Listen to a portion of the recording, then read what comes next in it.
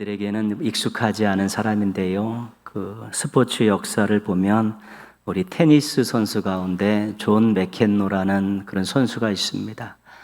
아주 중요 대회에 12개를 석권했던 실력 있는 선수였는데 이 선수에게 별명이 있습니다. 그 별명이 뭐냐면 불평의 제왕입니다. 불평의 제왕.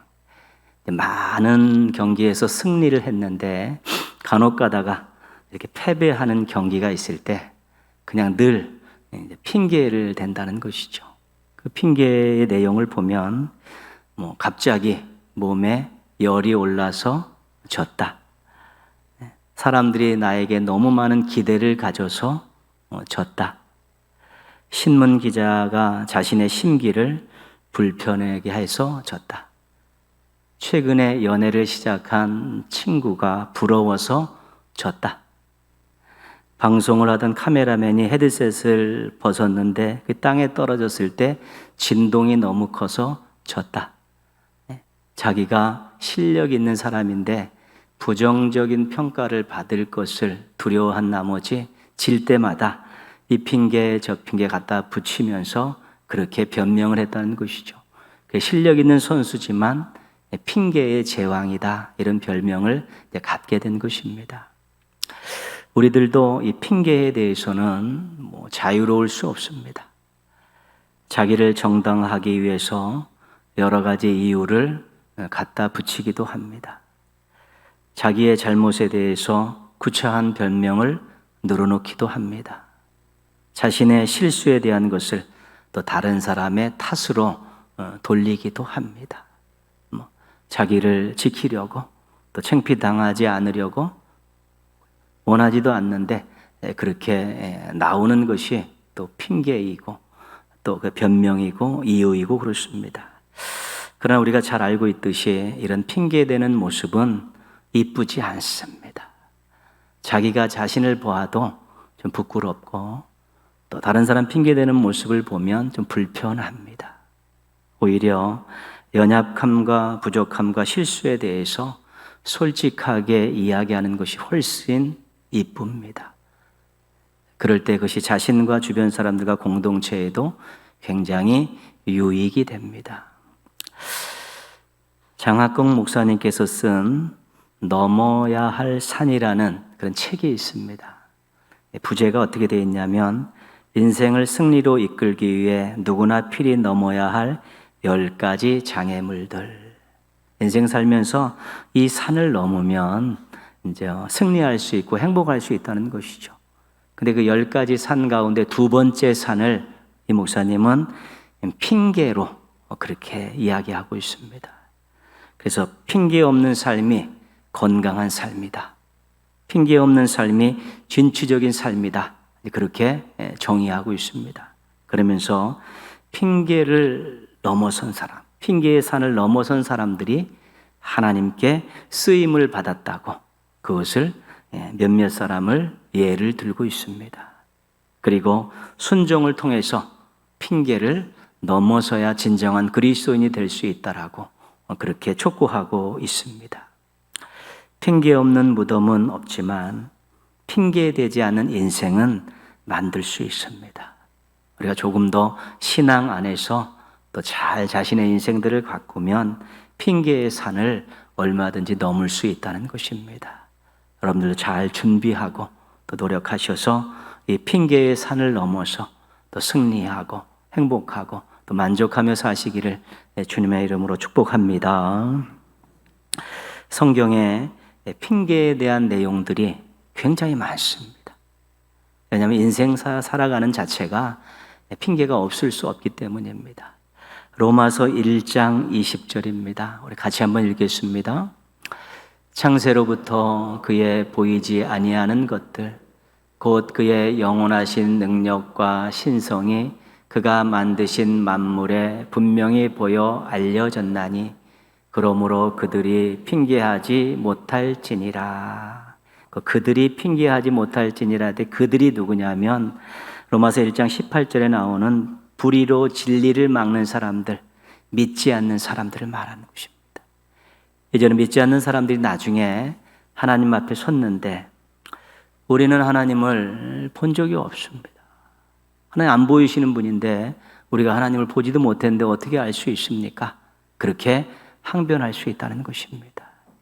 근데 하나님께서는 이미 이 온 우주 만물을 만들면서 이 창조 세계에다가 하나님을 알만한 것들을 전부 다 심어 놓으셨다는 것이죠. 하나님이 살아계시고 하나님의 손길, 능력, 사랑 이런 것들을 알 수 있도록 이미 온 우주 만물 창조 세계에다가 다 심어 놓으셨다는 것입니다. 조금만 관심을 가지고 조금만 구도자의 마음을 가지고 있으면 얼마든지 발견할 수 있었다는 것이죠. 봐라, 여기에 내 손길이 있다, 여기에 내 능력이 있다라고 하나님이 지적하시면 그들이 나중에는 핑계할 수 없다는 것입니다.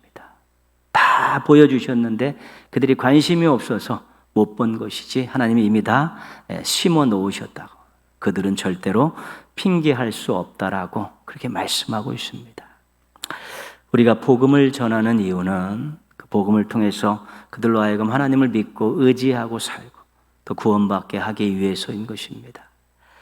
창조 세계에서 하나님에 대한 것을 발견하지 못한 사람들에게 복음을 통해서 그들로 인해서 하나님을 다시 알고 하나님께 돌아오게 하기 위한 것입니다. 복음으로 하나님을 소개하면 확실한 증거가 됩니다. 우리가 성경에서 놀라운 사실을 하나 발견하는데, 만약에 어떤 사람이 나 복음에 대해 들은 적이 없습니다, 하나님의 말씀에 들은 적이 없습니다라고 이야기하면 전하지 않은 사람이 책임져야 된다는 것입니다. 예언서에 나오는 아주 강력한 메시지입니다. 그래서 우리가 복음을 때를 얻든지 못 얻든지 복음을 전하면서 사람들의 핑계거리를 죽이는 것입니다. 창조 세계에 하나님을 알만한 것을 주셨고 복음으로 하나님을 끊임없이 소개했다는 것이죠. 나 들은 적이 없습니다. 내가 내 종 누구를 너한테 보냈었는데, 네 이웃이 너한테 가서 복음을 전한 적이 있었는데, 네가 어떤 사람을 통해서 전도제를 받은 적이 있었는데, 그럼 나중에 핑계할 수 없다는 것이죠. 창조 세계에서 또한 복음을 듣고도 하나님을 믿지 않는 사람들은 핑계할 수 없다는 것입니다. 핑계하지 못하면 그때는 마지막 심판이고 멸망길로 떨어질 수밖에 없는 것입니다. 믿음을 가진 여러분, 하나님을 아버지라고 부르는 여러분, 이런 멸망으로 가는 핑계에서 벗어났음을 감사하시기 바랍니다. 우리는 온 우주 만물에서 세상 속에서 우리 하나님이 살아계시는 것을 얼마든지 발견하고 고백하고, 우리는 늘 하나님에 대해서 말씀을 듣고 또 우리는 늘 하나님에 대해서 생각하고 경험했기 때문에 우리 하나님 앞에 서서 우리의 믿음을 내놓고 하나님의 자녀로서 환영받는 것이지, 이 핑계 저 핑계 대면서 멸망을 피하려는 그러한 유치하고 한심한 인생이 아니라는 것입니다. 그래서 감사한 것이고, 그래서 감격스러운 것이고, 그래서 주님을 사랑하며 살아야 되는 것입니다. 성경에서 핑계를 대고 탓을 하는데 탁월했던 사람이 있습니다. 그 사람 누구냐면 사울 왕입니다. 사울 왕. 사무엘상 13장에 이제 블레셋이 대군을 이끌고 이스라엘을 침략을 합니다. 사울이 병사들을 다 길갈에 모여놓고 이제 전쟁을 준비하는데 사무엘이 와야지 제사를 드립니다. 제사장이 와야 되죠. 이스라엘의 전쟁은 제사장이 와서 제사를 드림으로 이것은 하나님이 하시는 전쟁입니다라고 선포하고 전쟁을 시작하는 것입니다. 제사가 중요한 것입니다. 전쟁 개시를 알리는 명령과 같은 것이죠. 근데 사무엘이 오지 않습니다. 블레셋 진영은 심상치가 않습니다. 사울이 제사를 지려보냈죠. 갖고 와 다 제사를 드려보냅니다. 사무엘이 와가지고 어째서 이렇게 하나님께서 금하신 일을 당신이 할 수 있냐고, 왜 월권했냐라고 그렇게 이야기합니다. 그때 사울이 뭐라 그랬냐면, 패배할 것 같아서, 전쟁에 질 것 같아서 부득이하여 제사를 드렸다고 그렇게 변명을 합니다. 전쟁의 승패가 하나님께 달려 있는데 그것을 믿지 못해서 자신이 제사를 드려놓고 핑계를 대고 있는 것입니다. 사무엘상 15장에 하나님께서 아말렉을 진멸하라고 사울에게 명령했습니다. 그때 사울이 군사를 소집해서 아말렉을 완전히 제압을 합니다. 그런데 아말렉 왕 아각 왕을 살려둡니다. 그리고 전리품 중에서 좋은 것들은 전부 남겨두고 좋지 않은 허접한 것들은 전부 진멸시켰습니다. 승승장구 또 개선을 했는데 사무엘이 또 묻죠.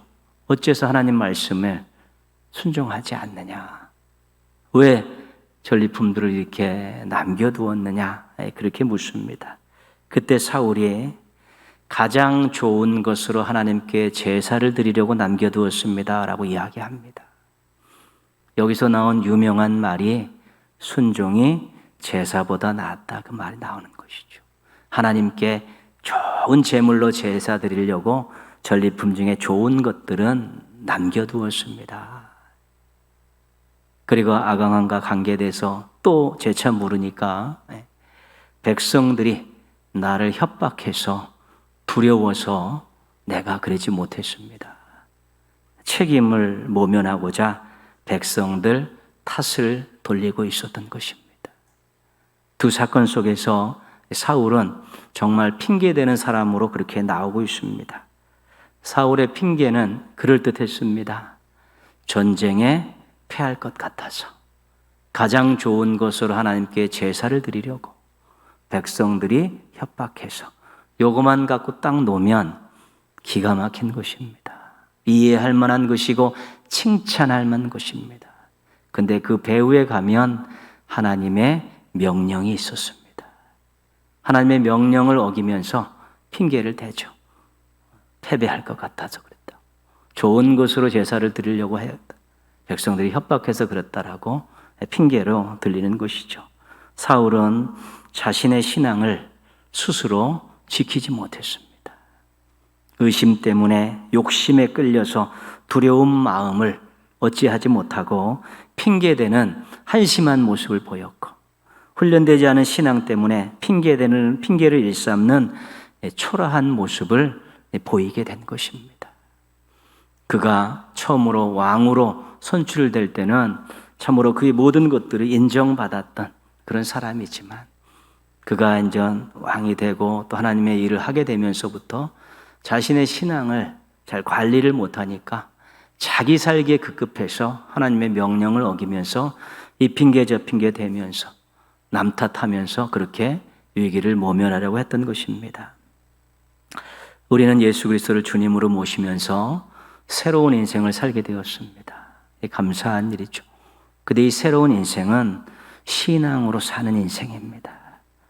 예전에는 자기 능력으로 살았을 수, 예전에는 또 자기 소유 갖고 살았을 수도 있고 여러 가지 자기를 버텨왔던 것들이 많이 있지만, 우리가 예수님을 만난 이후에는 자기 신앙으로 사는 것입니다. 그런데 우리가 우리 인생을 신앙으로 가꾸고 어려움을 신앙으로 버티고 또 우리에게 주신 일정 기간을 신앙으로 살아내야 될 그런 인생이 되었는데, 신앙을 지키지 못하면 인생이 아름답지 못한 것입니다. 신앙이 성장하지 않으면 인생이 아름다워질 수가 없는 것입니다. 우리의 인생의 중요한 동력은 신앙입니다. 세상 사람들은 어떤 것을 동력으로 삼는지 모르지만, 우리가 예수님을 만나기 전에는 어떤 것을 동력으로 삼으면서 인생을 이끌어왔는지 모르지만, 예수님 만난 이후에 우리의 인생의 동력은 신앙입니다. 그래서 신앙을 지키고 성장시키려면 부지런해야 합니다. 우리는 시간과 물질과 땀을 하나님을 위해서 일정 부분 들여놓고 시작하는 인생들입니다. 그렇기 때문에 부지런해야 됩니다. 그래서 성경에서는 깨어 있어야 된다고 늘 이야기하고 훈련해야 된다고 늘 강조하고 있는 것입니다. 부지런하게 깨어서 훈련하는 모습으로 자신의 신앙을 살아있는 신앙으로, 건강한 신앙으로 잘 유지할 때만이 우리가 어떤 문제들을 해결하고 또한 어떤 일들을 이루어가면서 하나님 앞에 아름다운 인생을 살아낼 수 있게 되는 것입니다. 이 신앙이 제대로 잘 정착되지 않고 성장하지 않으면 예배 생활이 늘어지기 시작하고 봉사가 괴로워지기 시작하고요. 더 사랑해야 될 지체들이 사랑스럽게 보이지 않게 되고요. 하나님 말씀대로 살아야 되는데 말씀에 대한 관심이, 투자가 떨어지게 되는 것입니다.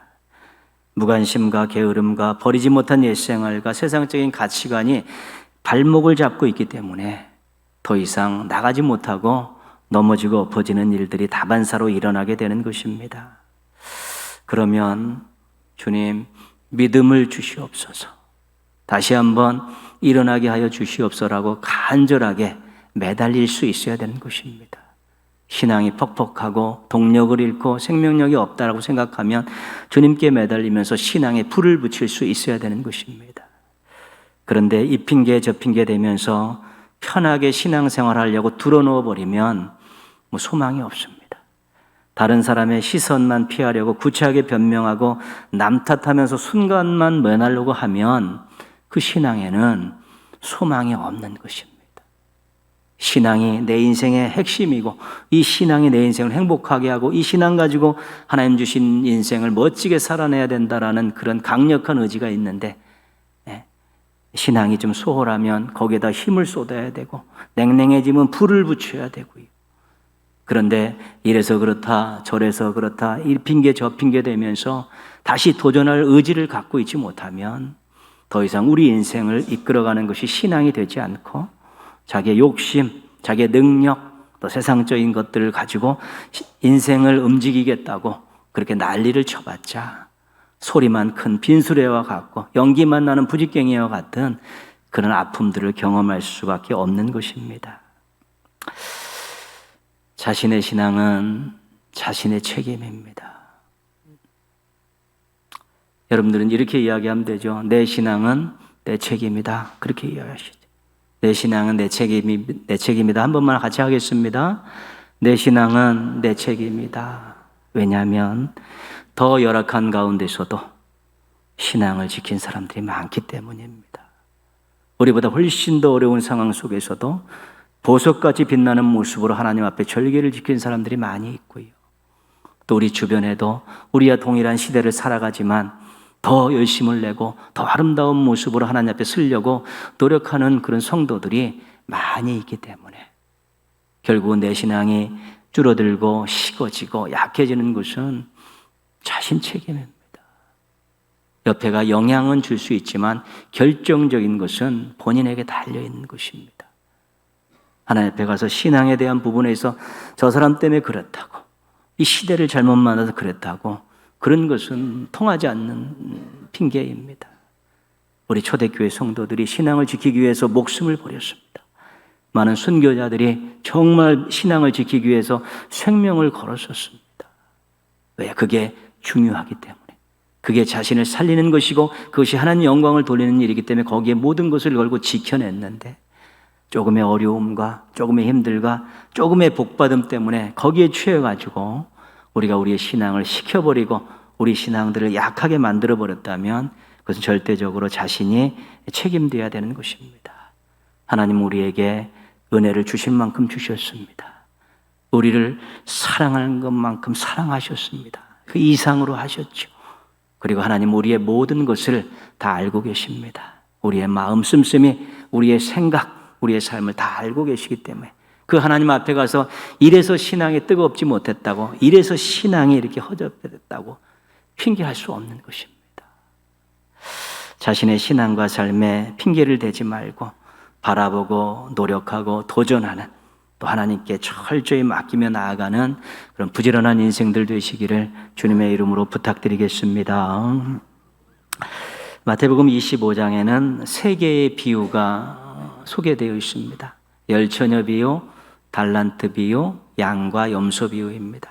열처녀 비유는 믿음을 준비하라는 교훈을 주고 있고요. 달란트 비유는 충성을 준비하라는 교훈을 주고 있고, 양과 염소 비유는 삶을 준비하라, 섬기는 삶, 사랑의 삶을 준비하라고 그 내용이 그렇습니다. 그걸 준비하지 못한 사람들이 낭패를 보는 그런 내용들, 준비한 사람들이 칭찬받고 인정받는 그런 내용들로 구성되어 있습니다. 오늘 말씀은 달란트 비유의 마지막 장면입니다. 우리가 다 알고 있듯이 달란트 비유는 아주 간단한 구조로 되어 있습니다. 주인이 타국으로 가면서 3명의 종에게 능력대로 5달란트, 2달란트, 1달란트를 주고 떠납니다. 5달란트 받은 종이 장사를 잘해서 5달란트를 남겼습니다. 2달란트를 받은 사람도 열심히 노력해서 2달란트를 남겼습니다. 1달란트 받은 사람은 땅에 묻어뒀습니다. 이 주인이 돌아와서 이제 결산을 하는데 5달란트, 2달란트 받은 종들의 보고를 받고 주인이 너무 기뻐합니다. 그러면서 이렇게 말하죠. 21절인데요. 우리 같이 한번 읽겠습니다. 잘하였도다 착하고 충성된 종아, 내가 적은 일에 충성하였음에 내가 많은 것을 내게 맡기리니 내 주인의 즐거움에 참여할지어다. 칭찬하고 인정해주고 상을 베풀고 있습니다. 무엇 때문에요? 충성했기 때문에 그런 것입니다. 충성을 준비한 종에게 마땅한 처분을 내리고 있는 것입니다. 근데 오늘 이제 말씀해 보시면 1달란트 받은 종이 주인에게 와서 이렇게 이야기합니다. 24절, 25절이죠. 우리 화면을 읽겠습니다. 주인이여, 당신은 굳은 사람이라 심지 않은 데서 거두고 해치지 않은 데서 모으는 줄을 내가 알았으므로 두려워하여 나가서 당신의 달란트를 땅에 감추어 두었나이다. 보소서 당신의 것을 가지셨나이다. 종의 말은 주인이 두려워서 땅에 숨겼다는 것입니다. 주인이 이 돈을 벌 때 보면 정말로 막 투자도 안 하고 막 돈을 긁어 모으는 그런 사람이라는 것을 알기 때문에 혹시 자신이 이런 무엇을 하다가 이것을 손해를 보면 주인에게 혼날 것 같아서 그렇게 땅에 묻어두었다는 것입니다. 사실인지 핑계인지 분명하지 않습니다. 그런데 그 다음 주인이 하는 이야기를 들으면 우리가 이거의 전말을 알게 됩니다. 26절, 27절 같이 봅니다. 악하고 게으른 종아, 나는 심지 않는 데서 거두고 해치지 않은 데서 모으는 줄을 내가 알았느냐? 그러면 내가 마땅히 내 돈을 취리하는 자들에게나 맡겼다가 내가 돌아와서 내 원금과 이자를 받게 하였을 것이니라. 만약에 네가 무언가를 하다가 돈에 손해를 보아서 나한테 혼날 것이 두려워서 땅에 숨겼다고 하는데, 그렇다면 어떤 사업을 하지 말고 맡겨서 돈놀이를 해서 이자락도 벌게 해야 되지 않느냐. 내가 손해나는 것을 그렇게 싫어하는 사람이라고, 돈독에 올라온 사람이라고 생각하면 네가 이자놀이라도 해서 이자락도 불려야 되지 않느냐. 그렇게 주인이 이야기하면서 너는 핑계를 대고 있다. 너는 일하기 싫어서 안 한 것이지 다른 내 탓이 아니다라고, 너는 그런 핑계를 대고 있는 종이다. 그러면서 악하고 게으른 종아, 그렇게 이야기하는 것입니다. 일하기 싫어가지고 핑계를 대고 노는 것입니다. 땅을 묻어놓고. 그러니까 악하고 게으른 종이라고 그렇게 평가하고 있는 것입니다. 우리는 신앙을 가진 이후로 하나님의 말씀을 가까이 하고 살고 있습니다. 하나님의 말씀이 때로는 우리에게 엄청난 위로가 되고 또 소망을 주고 용기도 주고요. 또 우리의 갈 길을 밝혀주는 그런 등불 역할도 하는 것이죠. 근데 또 한 가지 중요한 것은 하나님의 말씀을 읽고 묵상하고 하나님의 말씀을 듣다 보면 우리들의 가슴을 치는, 이렇게 살아야 된다, 이런 일들을 해야 된다라는 그런 감동을 주시기도 하는 것이지요. 그리스도인으로서 사명받은 자로서 해야 될 일이 있다라는 것을 얼마든지 가르쳐주고 있습니다. 그런데 그런 일들이 있을 때 우리가 신앙인으로서 기본적으로 해야 되는 일들, 또 사명자로서 맡겨진 일들이 있을 때 바빠서 피곤해서 시간이 없어서 환경이 어려워서 누구 때문에 이런 핑계를 댈 수 있다는 것입니다. 그것이 생명을 달라고 전 재산을 달라는 큰 것이 아니라 우리의 신앙의 울타리 안에서 우리가 부름받은 사명자로서 해야 될, 기본적으로 해야 될 일에 대해서도 핑계를 댈 수 있다는 것입니다. 현실이 그럴 수 있습니다. 그러면 죄송스러운 마음을 가지고 하나님 다른 방법으로 할 수는 없을까요? 우리가 하나님께 물어야 되는 것입니다. 그냥 핑계대고 내던져버리면 그 다음에는 아무것도 없는 것입니다. 하나님, 제가 정말 시간을 낼 수 없어 여기는 어려운데 혹시 다른 방법으로 이것을 대체할 수 없습니까? 라고 또 물으면서 죄송스러운 마음을 가지고 찾으면 찾을 수 있는 것입니다. 근데 이것이 핑계일 수 있습니다. 정말 핑계일 수 있습니다. 하기 싫어서, 귀찮아서 하는 핑계일 수 있습니다. 부끄러운 마음 가지고 하는 쪽으로 생각과 기도를 집중해야 됩니다.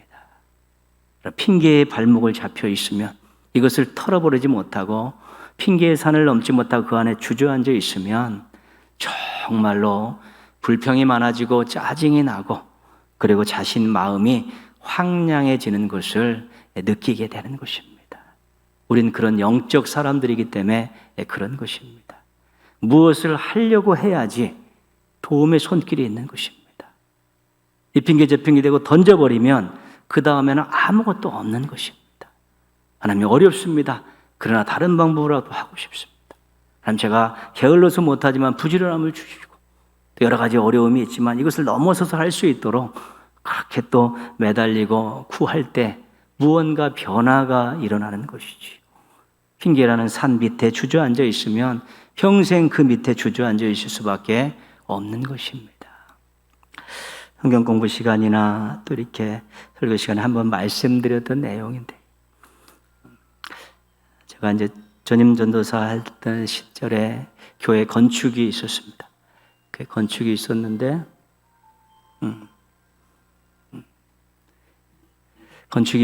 우리가 저녁 9시부터 이제 기도회를, 전교회 기도회를 했습니다.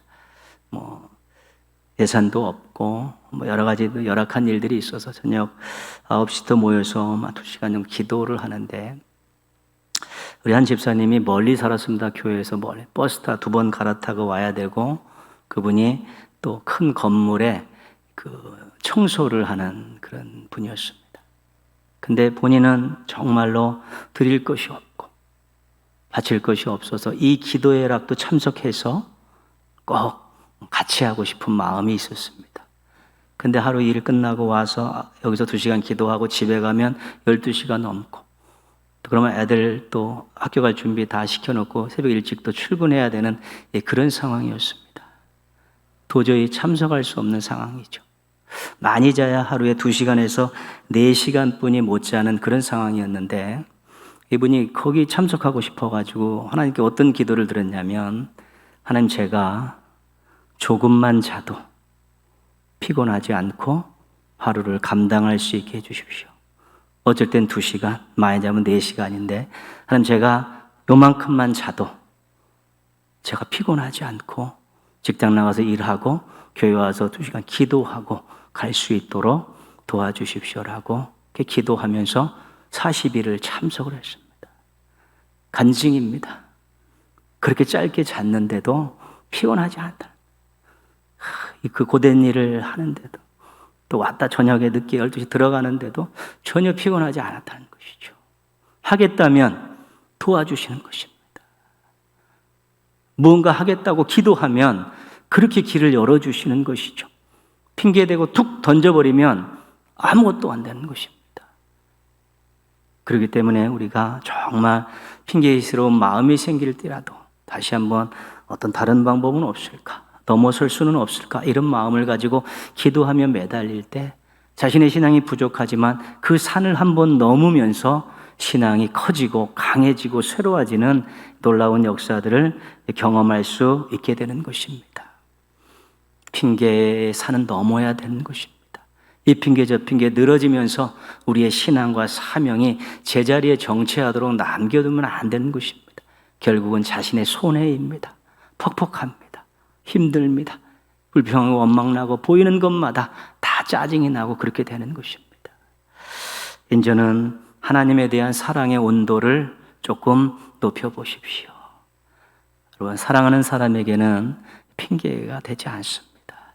뭐 좀 달라 하고 뭐 시키면 즐겁게 하는 것이죠. 사랑에는 그렇게 핑계가 많이 없습니다. 그리고 하나님을 앙망하십시오. 새 힘을 주시죠. 여호와를 앙망하는 자에게 새 힘을 주시리니 독수리가 날개침같이 올라갈 것이라. 근데 날개침에 올라가는 독수리가 멈추지 않습니다. 핑계대며 제자리에 멈지 않습니다. 여호와를 앙망할 때 하나님이 새 힘 주시면 핑계댈 겨를이 없습니다. 그냥 쫙 나가는 것이지요. 예수 그리스도라는 표대를 바라보십시오. 표대를 바라보고 달리는 믿음의 경주자들은 핑계대고 멈추지 않습니다.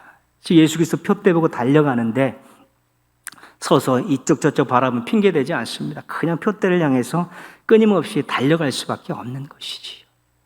우리가 하나님에 대한 사랑의 온도를 올리고 하나님을 바라보고 앙망하고요, 예수 그리스도라는 표대를 바라보고 잘 달리게 되면 우리가 핑계에 발목 잡히는 걸 떨쳐버릴 수 있고 핑계라는 산을 넘어설 수 있게 되는 것입니다. 여러분의 신앙사전에 핑계, 변명, 탓 이런 것 없어지기를 바랍니다. 하나님을 사랑하는 마음으로 하나님께 순종하는 모습으로 멋진 인생 사시기를 주님의 이름으로 축원합니다. 기도하겠습니다.